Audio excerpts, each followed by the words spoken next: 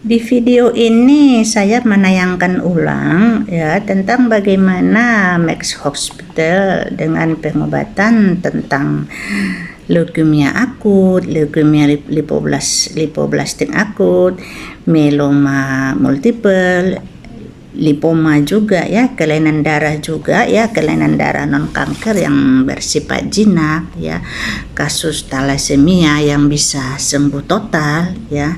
Jadi yang paling menarik itu adalah cara pengobatan mereka yang cepat. Nah, seperti itu juga membahas tentang kartisel. Jadi maaf kalau saya ada pengucapan saya yang salah gitu karena saya bukan ahli medisnya.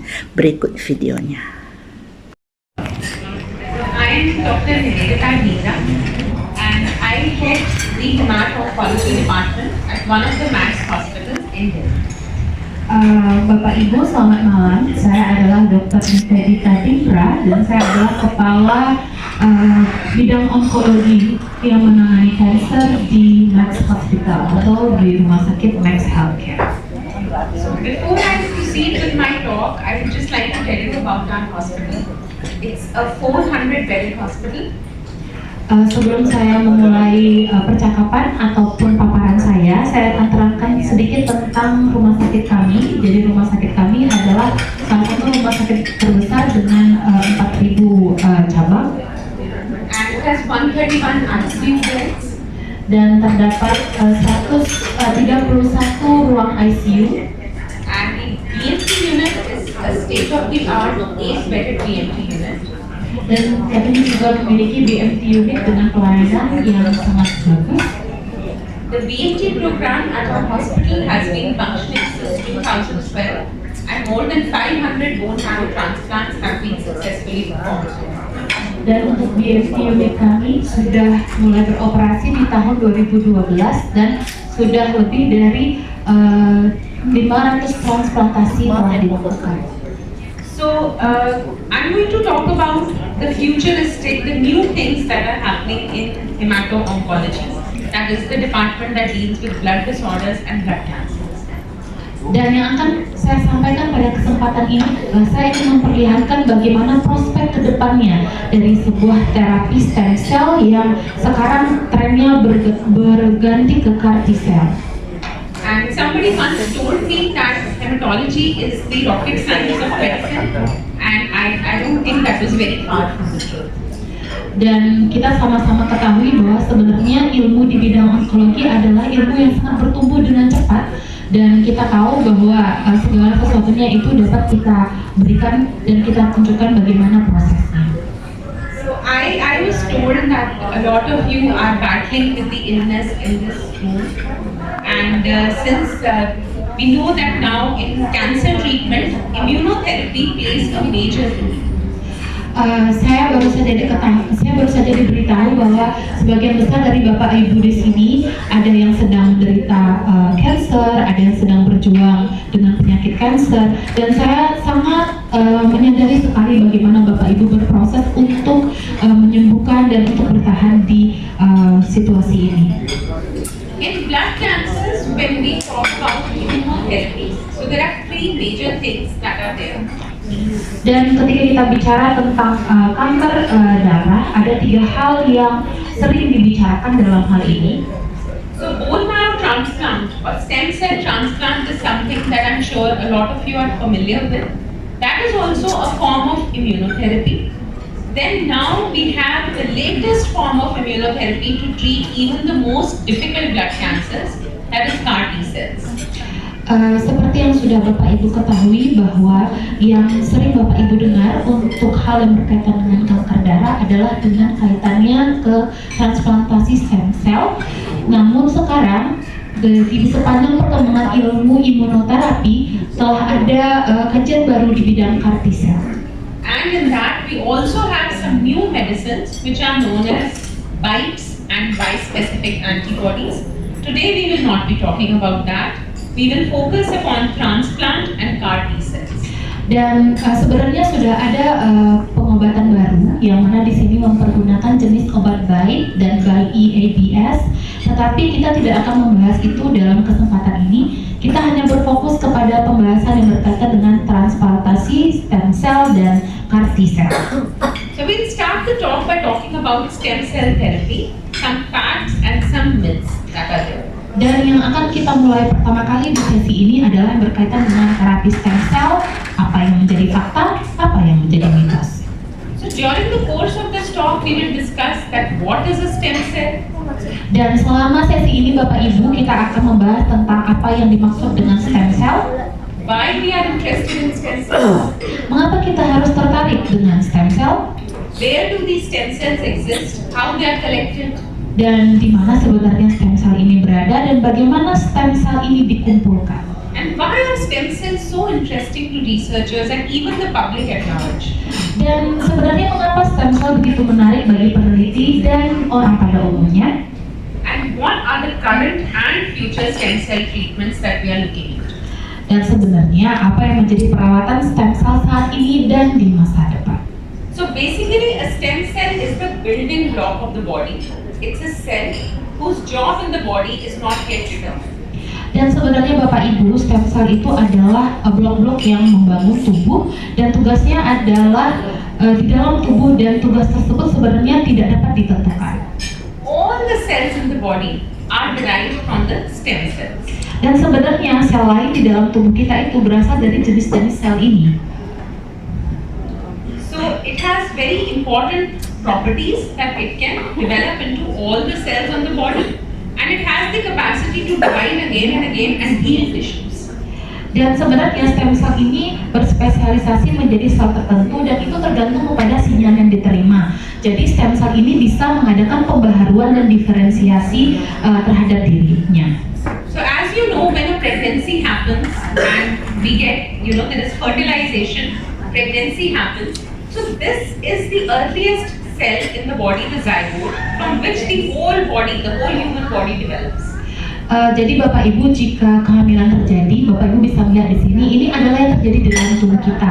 Yang mana ketika kehamilan terjadi dan pembuahan terjadi antaranya asosiasi antara zigot dan follicle. So the interesting thing is that this early cells that develop when a pregnancy happens, they are capable of giving rise to the whole body. But as we proceed further and we get the embryo, the fetus, then the cells become more specialized and they become more specialized in their functions. Dan Bapak Ibu, ketika kehamilan terjadi, sebenarnya hal itu tidak hanya sebatas kepada kehamilan itu saja, tetapi di saat dia bertumbuh, seluruh sel yang ada di dalam fetus ataupun janin tersebut juga ikut bertumbuh. Dan Bapak Ibu bisa lihat gambarnya di sini bagaimana perubahan antara blastosis, pluripotent, itu istilah medisnya, berubah jadi fetus, dan fetus itu di dalamnya ada embrionik dan di embrionik itu terkandung stem cell. So when we talk of a hematopoietic stem cell transplant, or what is commonly known as a bone marrow transplant, we are talking about specialized stem cells that exist in the bone marrow. Jadi kalau kita bicara tentang stem cell sendiri, ini tidak hanya sebatas kepada transplantasi sumsum tulang belakang, tetapi lebih daripada itu. Jadi bagaimana stem cell itu sebenarnya terbangun dari proses-proses yang telah terjadi seperti yang saya sampaikan tadi.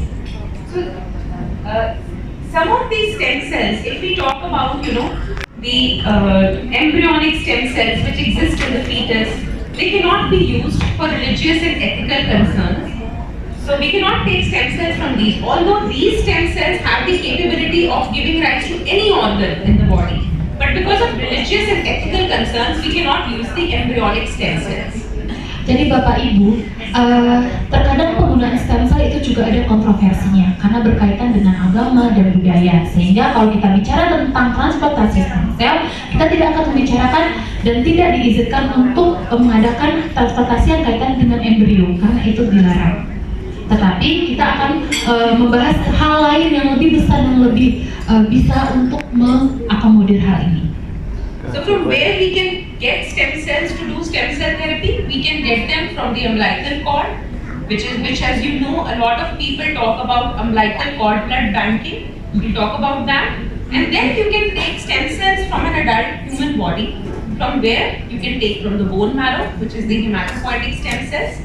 and another type of stem cells which are mesenchymal stem cells. Jadi Bapak Ibu, dikarenakan kita tidak bisa mengambil stem cell itu dari embrio, sehingga sekarang itu sudah berkembang, yang mana stem cell itu seyogianya bisa diambil dari tali pusat, dan bahkan di beberapa dunia sudah ada yang namanya bank tali pusat. Selain yang umum, yaitu yang diambil dari sumsum tulang belakang. So the branch of medicine that I specialize in deals with hematopoietic or bone marrow stem cell transplant, which is used to treat blood disorders, and we'll discuss about that. Ya, oke. Dan Bapak Ibu, jika kita bicara tentang transplantasi yang kaitannya dengan tali pusat, nah ini biasanya dipergunakan untuk penanganan kanker darah. So what is a bone marrow or a stem cell transplant? So basically, Oke. Dokternya sangat bersemangat gitu. Tepuk tangan dulu dong Bapak Ibu. Jadi Bapak Ibu, selanjutnya kita akan membahas tentang apa itu transplantasi sumsum tulang atau stem cell. so basically bone marrow is a soft fatty tissue which is present between your bones, and it produces blood cells, all types of blood cells. Ya, jadi Bapak Ibu, di sini saya akan mengedukasi sedikit bahwa sumsum tulang itu sebenarnya adalah jaringan lunak berlemak yang ada di dalam tulang Bapak Ibu masing-masing, dan itu menghasilkan sel darah. And a bone marrow transplant is basically a procedure where your blood-forming stem cells, they have become diseased, they have developed some illness, so you want to replace these damaged or destroyed bone marrow stem cells with healthy cells. Ya, jadi Bapak Ibu, yang terjadi selama ini tentang transplantasi sumsum tulang adalah di mana prosedur untuk mengganti sumsum tulang yang sudah rusak, hancur dengan sel-sel yang sehat. So what are some of the diseases that we can treat with a bone marrow transplant? Nah, pasti Bapak Ibu bertanya-tanya nih, sebenarnya apa sih penyakit-penyakit yang bisa kita obati dengan transplantasi sel punca atau transplantasi stem cell ini? So we can treat various forms of blood cancer with a bone marrow transplant. Dan sebenarnya kita bisa mengatasi atau menangani kanker darah yang ganas dengan stem cell transplant atau transplantasi sel punca ini. So which are these cancers? Leukemias, that is blood cancer, multiple myeloma and lymphomas. Dan kita juga bisa menangani leukemia yang akut, leukemia limfoblastik yang akut, myeloma multiple, dan lymphoma juga. Then there are a lot of non-cancerous blood disorders also, which can be cured with a bone marrow transplant. Dan sebenarnya tidak hanya pada penyakit-penyakit yang sangat serius ya Bapak Ibu, sebenarnya stem cell transplant ini juga bisa untuk kelainan darah non kanker yang bersifat jinak.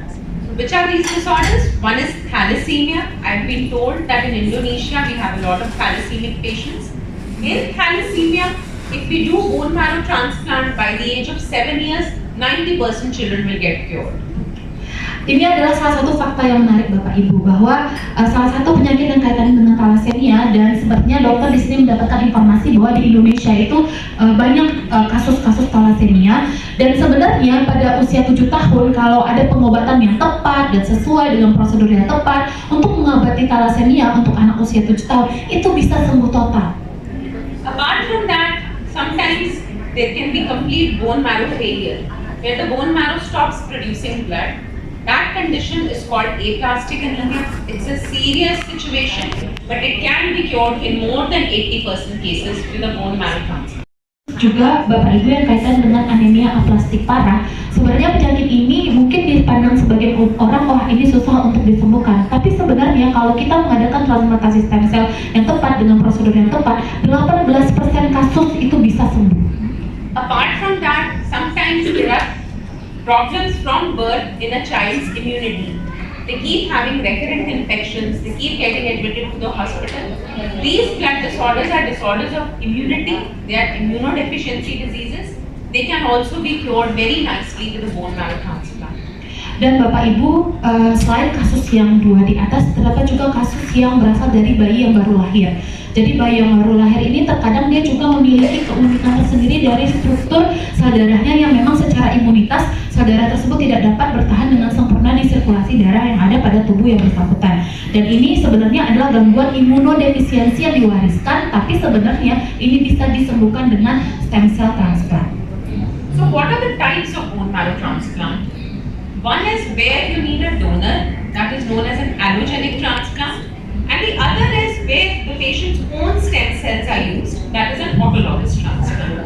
Jadi Bapak Ibu, sebenarnya jika kita berbicara tentang transplantasi stem cell itu terdapat dua jenis. Yang pertama adalah yang berkaitan dengan autologous transplant yang mana menggunakan sel stem cell dari si pasien sendiri. Sedangkan yang kedua adalah yang berkaitan dengan allogeneic transplant yang mana menggunakan sel stem cell dari orang lain.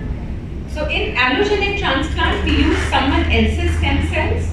So who can be the donor? The donor can be the patient's real brother or sister. It can be any family member like the parents. We also have donor registries from which we can obtain a donor. Jadi kaitannya dengan allogeneic transplant, stem cell transplant, di sini kita bisa menggunakan sel dari saudara kandung yang sepadan. Dan juga ada donor dari keluarga yang memiliki kecocokan. Juga terdapat donor sukarela yang berasal dari pendaftaran donor, entah itu dari bank donor ataupun dari orang-orang yang memiliki kecocokan sejenis dengan stem cell yang dimiliki oleh si sakit. Dan yang terakhir ya pasti berkaitan dengan stem cell yang kaitannya ke tali pusat. So to determine, to see that who can be a donor, there is a simple blood test that we do, which is called HLA matching. It is just like blood group you do. Jadi Bapak Ibu, sebenarnya bagaimana sih caranya kita mendeteksi kecocokan stem cell ini? Siogianya yang sering kami lakukan adalah hanya tes singkat dari darah yang akan diambil dari Bapak Ibu untuk mengetahui kecocokan proses ataupun kecocokan figur dari stem cell yang Bapak Ibu miliki. Dan proses ini kami sebut dengan HLA atau HLA. So for autologous transplant, basically autologous transplant is done using own stem cells. That is done for blood cancers like myeloma and lymphoma. And in children, there is a very serious cancer called neuroblastoma in which an autologous transplant should be done.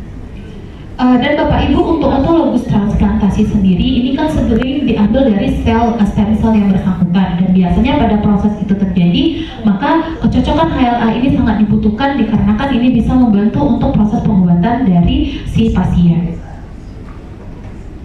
So like I said that you need to do a simple blood test which is available in Indonesia also. That is known as a HLA typing. Then you have your blood group typing. That is different.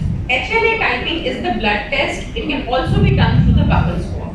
Ya, jadi Bapak Ibu sebenarnya apakah saya harus ke India ya untuk mengadakan blood test ini atau HLA test ini? Sebenarnya tidak Bapak Ibu, cukup dilaksanakan di Indonesia saja dengan kriteria yang kami berikan, dan Bapak Ibu cukup dengan datang ke rumah sakit dan mengadakan tes darah ini untuk mengetahui hal-hal figuratif yang kami butuhkan.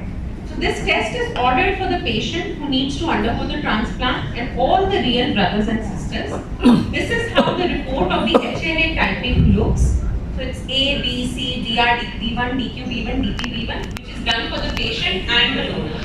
If you will look closely, you will see that the numbers are different. So this patient does not have a full match in this donor. So now what do we do? Oke. Jadi Bapak Ibu kalau bisa dilihat di sini, boleh kembali ke tabel sebelumnya. Ini adalah dua tabel yang berbeda. Yang pertama yang di bagian atas itu adalah tabel dari si pasien, jadi si penderita. Sedangkan yang di bawah itu adalah tabel yang berisi informasi tentang si donor. Jadi tadi Dokter Devita menginformasikan kalau Bapak Ibu lihat di sini ada kolom A, B, C, DRB1, DQB1, DPB1, dan di bawah juga ada data yang sama. Bisa dilihat bahwa ada perbedaan atau diskrepansi dari hasil tes, yang mana di atas itu ada 31 banding 01 banding 02, dan di bawahnya ada 11 01 01. Jadi terdapat ketidakcocokan. Nah, apa yang akan kita lakukan jika situasi ini terjadi? So earlier, a few years back, if a patient did not have a fully matched donor in the family, then transplant was not possible. But now it is possible through two ways. So one is that we can do a half match transplant where there is not full matching but half matching is there. And with the improvement in the transplant technique, the results of half match transplant are very good, they're excellent. Ya, jadi kalau dulu Bapak Ibu kalau udah ada aja sedikit ketidakcocokan, wah ini pasti tidak bisa dilakukan. Namun sekarang berkat kemajuan teknologi yang kami miliki, kita punya dua jenis transplantasi. Yang pertama adalah transplantasi sel sebagian. Lalu yang kedua adalah transplantasi yang berkaitan dengan pengembangan teknologi. The other option is, dan opsi berikutnya adalah, the other option is that there are donor registries where people voluntarily give their sample for HLA typing. So there are lakhs of donors in these donor registries. Nah, jadi jangan pusing Bapak Ibu, wah kalau kedua-duanya nggak pas gimana ya? Sebenarnya kita memiliki partner yang akan memberikan donor ke Bapak Ibu, dan mereka ini adalah orang-orang yang secara sukarela memberikan stem cell-nya. So if you do the HLA matching, you send the report to us. We will put the report in the computer along with the patient's blood group and date of birth. And in less than 24 hours, the computer will generate a search result and it will indicate whether the patient has a fully matched donor in one of these donor registries or not. And our hospital is doing these transplants regularly. Nah, jadi kecanggihan teknologi yang kami miliki adalah Bapak Ibu, ketika ada seseorang yang membutuhkan donor dan ada donor yang ada di bank stem cell ini, maka kita akan melihat data-data yang kaitannya dengan yang pertama tadi pengecekan terkait dengan golongan darah yang bersangkutan dan struktur darah yang bersangkutan, dan yang kedua adalah tanggal lahirnya, date of birth-nya. Lalu ketika semua data-data itu sudah di-entrykan ke sistem, maka secara otomatisasi sistem akan menentukan kecocokan itu dan memberikan reportnya ke kita, dan waktunya itu nggak lama Bapak Ibu, cuma 24 jam saja. So the bottom line is that today, if somebody needs a bone marrow transplant to save their life, then it is possible for almost everybody. Everybody can find a donor and a transplant can be done. Ya, jadi sekarang itu jangan pusing ketika memang ada kebutuhan untuk transplantasi, tidak perlu menunggu sampai bertahun-tahun, berbulan-bulan. Cukup dengan mengikuti prosedur yang kami berikan, dan kami langsung memberikan tindakan kesehatan kepada yang bersangkutan, sehingga yang bersangkutan memiliki perubahan dan kesehatannya kembali pulih. So what happens when we do a transplant from the registry? Somebody somewhere in some part of the world donates their stem cells, which look just like a blood bank. Jadi bagaimana proses yang kami lakukan? Sebenarnya kita tidak mengharuskan harus datang ke India, tapi cukup dilaksanakan di negara yang bersangkutan berada. Dan gambar nomor 1 ini adalah proses ketika pengambilan stem cell itu di tubuh si pendonor. Dan Bapak Ibu bisa lihat gambar yang ada kantung merah, nah itulah sebenarnya stem cell-nya yang sudah diambil dari si pendonor. Then the registry provides a human courier who carries the stem cell through flight and comes to the transplant center. And the courier does not leave that box even while going to the bathroom because that is so precious. Ya, jadi Bapak Ibu, salah satu hal yang patut kita syukuri adalah ketika sudah terjadi pengambilan transplantasi stem cell ini, ada seseorang yang menjadi kurir, yang mana kurir ini akan naik pesawat untuk mengantarkan stem cell yang sudah didonorkan ini kepada yang butuh atau kepada si pasien. Dan satu hal Bapak Ibu, ini seperti menjaga sesuatu yang sangat berharga. Jadi tidak boleh dilepas, tidak boleh diletakkan di sembarang tempat, kemana pergi, even ke bathroom pun dibawa. Karena ini adalah sesuatu yang sangat berharga. Jadi tidak boleh asal letak dan tidak boleh asal ditaruh di mana saja. And they bring the stem cells to us, the doctors who are waiting very anxiously for the stem cells to come, which will give the gift of life to our patient who's already undergoing the transplant. Jadi Bapak Ibu, sebenarnya ketika stem cell ini dibawa, rasa menunggu, rasa bagaimana stem cell ini bisa sampai ke rumah sakit itu tidak hanya dirasakan oleh si pasien dan keluarga, tapi kami juga para dokter, sehingga kami bisa dengan segera, dengan cepat memberikan pertolongan kepada si pasien. So just a quick question to the audience. Do any of you, have you heard about Aishwarya Rai? Ya, ini pertanyaan untuk Bapak Ibu. Pernah dengar artis India namanya Aishwarya Rai? Boleh tunjuk tangan? Wah, some of them. Beberapa dari Bapak Ibu di sini tahu. So she was the most beautiful woman in India at one point of time, and she was doing advertisement to say that all of you should cryopreserve your umbilical cord stem cells. Ya, jadi Aishwarya Rai itu adalah salah satu artis India yang sangat terkenal, dan Aishwarya Rai sendiri itu memberikan iklan yang mengatakan bahwa ayo saatnya kita untuk memberikan donor tali pusat, karena ini sangat penting dan bisa menolong banyak orang. So are doctors, your gynecologists recommending the storage of umbilical cord blood cells in Indonesia? I would like to ask the Ya, audience. jadi ini ada pertanyaan dari Dr. Levita sendiri. Sebenarnya kalau di Indonesia, apakah dokter pernah menyarankan untuk memberikan transplantasi stem cell dari tali pusat? Mungkin Bapak Ibu bisa menjawab ya atau tidak. Is it routinely advised that you should save your Most of them say no, do not eat So pasta. I think the doctors in Indonesia are doing a very good job. You don't need to save the umbilical cord stem cell. jadi ini dokter kita bercanda. Jadi dokter di Indonesia sebenarnya sudah melakukan pekerjaan yang tepat. Jadi tidak perlu disimpan. Kenapa? Karena sebenarnya penyimpanannya juga tidak bisa asal-asalan. Nah, ini mau dikasih strateginya. So basically, if you are saving your child's cord-fed stem cells, the possibility of you using them for the same patient is next to zero. Because the same stem cells will have those genetic defects which the child, the disease, same as the disease.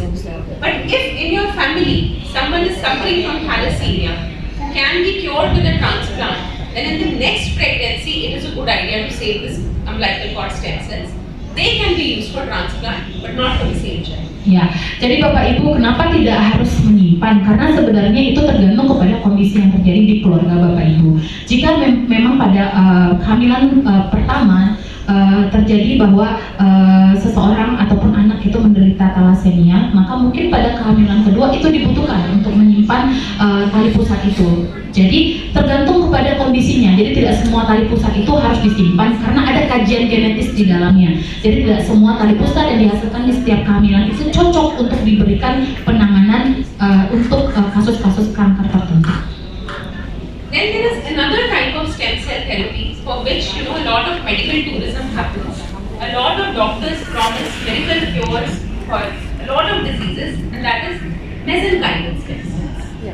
Jadi banyak sekali dokter memberikan saran untuk beberapa pengobatan dan penyembuhan dalam stem cell ini, yang mana memang, dan jika Bapak Ibu lihat di gambar di sini, ini ada beberapa tahapan mulai dari awal multiple sources, jadi ini hal-hal ataupun sumber-sumber awal sampai kepada aplikasi klinis ataupun tindakan kesehatan yang akan dilaksanakan. So mesenchymal stem cell therapy, people claim that it will cure autism, cerebral palsy, such diseases of the brain, the spinal cord, but that is not proven. That is also not a correct form of stem cell therapy. Jadi banyak anggapan yang terjadi bahwa dengan adanya pengobatan stem cell yang berkaitan dengan mesenchymal ini bisa menyelesaikan penyakit-penyakit yang kaitannya dengan penyakit-penyakit yang berhubungan dengan autism. Nah, sebenarnya itu tidak seperti itu Bapak Ibu. Jadi jangan mengikuti informasi tersebut dikarenakan hal-hal itu sebenarnya tidak terbukti secara medis. So now we go on to the second part of the talk, which is about something called CAR T cells. So it is considered, now we are saying that is it the miracle drug which will cure cancer? Is it the final frontier? So we'll talk a little bit about that. Ya, jadi Bapak Ibu tadi kita sudah membahas tentang stem cell. Nah, sekarang kita beralih kepada CAR T cells. Nah, mungkin Bapak Ibu bertanya, apa sih ini? Proses medis apa sih ini? Nah, inilah yang akan kita bahas pada kesempatan ini. Gentleman, even I did not know about him till I read about him. Bapak Ibu kalau dilihat di sini, ada yang tahu nggak sama Bapak ganteng yang ada di layar ini? Sudah pernah lihat? Sudah pernah kenal? Sudah pernah googling belum? He is Dr. William B. Coley, and he is considered to be the father of cancer immunotherapy. Jadi Bapak Ibu, yang Bapak Ibu lihat di sana itu adalah Dr. William B. Coley, dan beliau adalah pakar untuk kanker yang kaitannya dengan imunoterapi. What he did way back in the 1960s, that he had some patients with bone cancer, and he injected bacteria into it. Jadi pada tahun 1891, Dr. William B. Coley ini memberikan pengobatan imunoterapi yang mana dia melaksanakan injeksi bakteria kepada seorang pasien, dan pasien itu tersembuhkan dengan proses yang dia jalani. And surprisingly, some of the patients got cured. Dan yang paling mengejutkan, mereka bisa sembuh. Because the bacteria that he injected, they activated the immune system, the immunity of the patient, and that immune system went and killed the cancer. Ya, jadi proses yang terjadi adalah ketika bakteria itu disuntikkan kepada si pasien, bakteria itu memberikan dan menumbuhkan antibodi alami dari tubuh si pasien, dan antibodi itulah yang melawan kanker yang ada pada tubuh si pasien. So that is how the concept of immunotherapy came into being. And this lovely girl that you are seeing, she is Emily Whitehead. She is the first child to be cured of her leukemia by the use of CAR T cells. And this photo she takes every year. So she was given CAR T cells in 2012. Now she's 10 years cancer free. Jadi Bapak Ibu, satu bukti nyata bagaimana proses imunoterapi ini telah berhasil adalah Bapak Ibu bisa lihat ini adalah Emily Whitehead, yang mana dia adalah seorang penderita kanker yang melalui proses CAR T-cell atau imunoterapi atau bakteri injection, yang mana itu adalah foto progresnya waktu usia 1 tahun, waktu usia 8 tahun, dan sekarang dia sudah 10 tahun menjadi survival. So, what is a CAR T cell? When we say CAR T cell, what do we mean by that? The full form is chimeric antigen receptor T cell. Jadi Bapak Ibu, kalau kita bicara tentang CAR T-cell dan apa itu CAR T-cell, sebenarnya CAR T-cell ini adalah salah satu bentuk domain yang membagi antigen yang ada di dalam tubuh. So normally these T cells, they are a part of the normal immune system of the body, and their job is to protect us, to fight infections and to protect us from cancer. So that is the job of a normal T cell. Jadi sebenarnya Bapak Ibu, T-cell yang saya gambarkan di sini ini adalah normal sel yang ada di dalam tubuh kita, yang mana normal sel inilah yang nantinya itu akan distimulasikan, dimultiplikasikan untuk melawan penyakit kanker yang ada di dalam tubuh kita. So when a cancer happens, somewhere it is the failure of our own immune system to keep the cancer in check. Our T cells have failed, they were not able to protect us from cancer. Jadi ketika penyakit kanker itu kita derita, sebenarnya itu adalah situasi ketika T-cell ini dikalahkan oleh si sel kanker itu sendiri. So CAR T cell is a technology, it is the latest technology in treatment of blood cancers, and soon it will become available for many types of cancers. Jadi CAR T-cell inilah yang sekarang dilaksanakan sebagai salah satu layanan ataupun treatment terbaru yang bisa digunakan untuk menangani kanker darah, dan mungkin akan difungsikan juga nanti untuk menangani kanker-kanker jenis lainnya. What we basically do in this is that we take the cancer patient's T cells, they are shipped to the lab which makes the CAR T cells. Through genetic engineering, these T cells are modified and this new receptor is put which is able to identify cancer cells and kill them. Ya, jadi Bapak Ibu, yang menjadi sistemnya adalah seseorang yang menderita kanker, T-cellnya itu akan kami ambil, kami bawa ke lab, lalu kami adakan salah satu jenis tes yang tersistematis, yang mana ketika sudah terdapat hasil dari tes itu, maka kami mengadakan transmembran sel, yang mana kami menginjeksikan T-cell yang sudah diambil yang memang sudah terbentuk menjadi antibodi alami dari si pasien yang bersangkutan, dan proses itu akan berlangsung pada tubuh pasien itu sendiri. So as we can see, this is the cancer cell. This cancer cell expresses certain proteins. CAR T cell is capable of recognizing this protein. This T cell is now the CAR T cell will want to kill the cancer. Jadi Bapak Ibu bisa lihat di sini, ini adalah T-cell yang mengandung protein kanker, dan itu T-cell yang sebenarnya sudah kami ambil, yang mana kami bawa kepada laboratorium, dan di situ kami kembangkan untuk bisa melawan kembali sel kanker itu. So that I can explain it. And Bapak Ibu bisa lihat di sini, ini adalah bagian hijau. Ini sebenarnya adalah CAR T-cell tersebut Bapak Ibu yang diinjeksikan kembali untuk melawan sel kanker yang ada di atas. And like any new technology that comes, like normal cars also, any new engine comes, then you get better versions. You keep innovating and you keep getting new things. In CAR T cell technology also, so newer versions were developed one by one. First we had the first generation CAR T cell, which was good for some time, but again the cancer came back. Now what we have second generation CAR T cells, which are capable of killing the cancer cells, and they are so good that they prevent the cancer from even coming back. Ya, jadi kalau kita bicara tentang proses bagaimana regenerasi dari si CAR T-cell ini adalah ketika generasi pertama itu diinjeksikan, maka dia akan memberikan antibodi alami untuk proses pertama. Lalu yang kedua begitu juga, ketika terjadi perulangan kembali ataupun misalnya penyakitnya kambuh lagi, maka akan diregenerasikan generasi pertama tadi, lalu diinjeksikan kembali ke pasien sampai kepada generasi ketiga. Tapi cuma kalau Bapak Ibu lihat di sini adalah biasanya pada saat menjelang generasi ketiga dan keempat itu sebenarnya simptomnya sudah tidak terlalu terasa lagi, karena memang sudah terbentuk yang namanya antibodi alami yang sudah melawan sel kanker tersebut. And in the coming future, we will see even better versions of this CAR T cells, the third generation, fourth generation, fifth generation, which will overcome some of the problems that the current CAR T cells are having. Nah, jadi kalau kita bicara tentang bagaimana sih ke depannya Kartisa ini, seyogianya di sini kan menggunakan filosofi mobil di sini bahwa sebenarnya mobil itu kan selalu setiap tahunnya itu memiliki keunggulan-keunggulan dan percepatan-percepatan, dan itulah sebenarnya yang terjadi dengan Kartisa sendiri. So at the moment, till very recently, we had 6 CAR T-cell products that were FDA approved. Dan Bapak Ibu, ini adalah salah satu berita bahagia bahwa yang kami miliki sekarang ini adalah sudah ada 6 Kartisa yang sudah di-approve oleh FDA. FDA inilah federasi untuk healthcare ya Bapak Ibu ya. The first 4, Axicell, Roxicell, Isacell, and Lisocell, so these first 4, you don't need to take the names. They are mainly approved for patients who are suffering from blood cancer of B-cell type. So B-cell leukemia, B-cell lymphoma. Ya, jadi Bapak Ibu tadi dokter bilang udah nggak usah dibaca yang ini, tapi intinya yang 4 ini sudah dipergunakan untuk dan sudah mendapatkan FDA approve untuk menangani kanker darah dan juga kanker limfoma.